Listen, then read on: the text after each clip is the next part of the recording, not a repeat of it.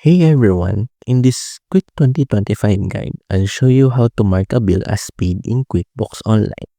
First, log into your QuickBooks Online account.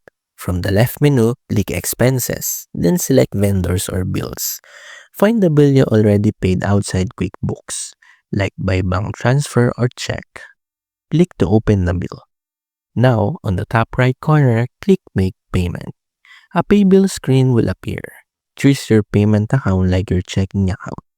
Enter the payment date, method, for example, bank transfer or check.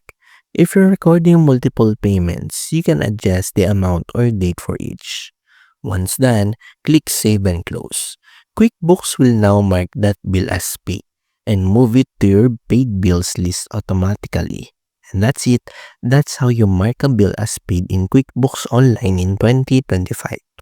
If this helped, hit like and check out my other QuickBooks quick tips.